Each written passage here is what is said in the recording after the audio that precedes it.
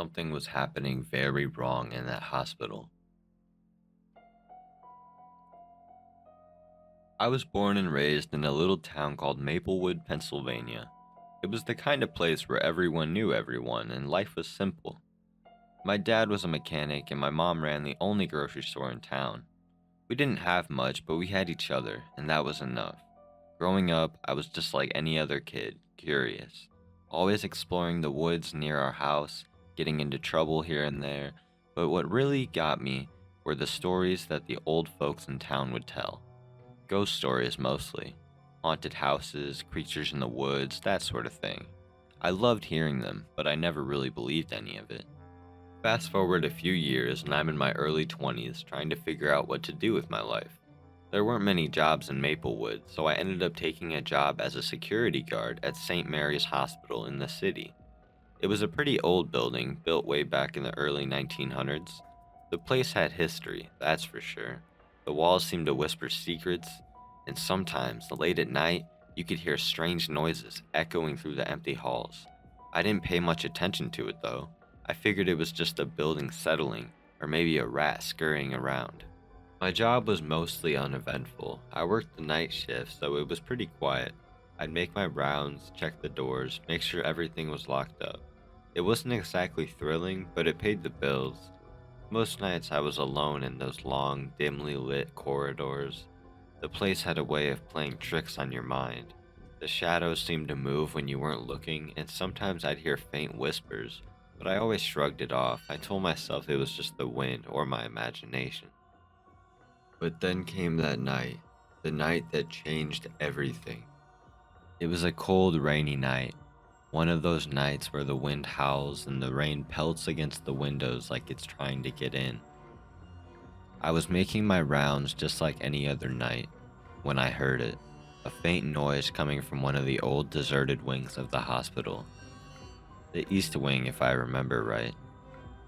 That part of the building hadn't been used in years, not since they'd moved most of the patients to the newer section. At first I thought it was just the wind, but as I got closer, I realized it was something else. It sounded like footsteps, slow and dragging, like someone was shuffling across the floor. My heart started pounding in my chest, but I told myself it was probably just a homeless person who'd somehow gotten inside. It wouldn't have been the first time. I followed the noise down the hallway, my flashlight barely cutting through the darkness.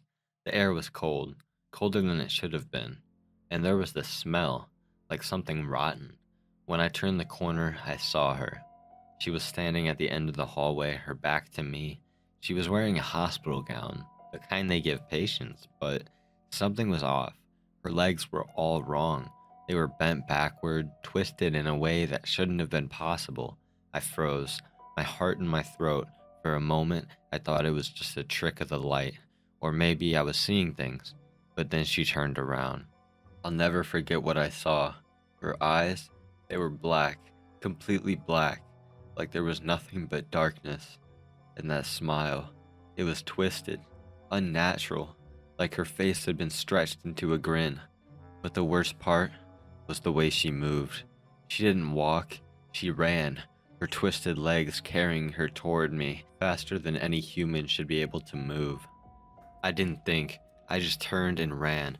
I could hear her behind me, those awful twisted legs slapping against the floor, but the sound was wrong, like bones breaking with each step. The lights flickered above me as I ran, and I could feel her getting closer, her breath cold against my neck. I wanted to look back to see how close she was, but I knew if I did, I wouldn't make it out of there. I ran faster than I ever thought I could, my feet pounding against the tiles as I raced toward the main entrance. My lungs were burning. My legs felt like they were going to give out, but I couldn't stop. I couldn't let her catch me.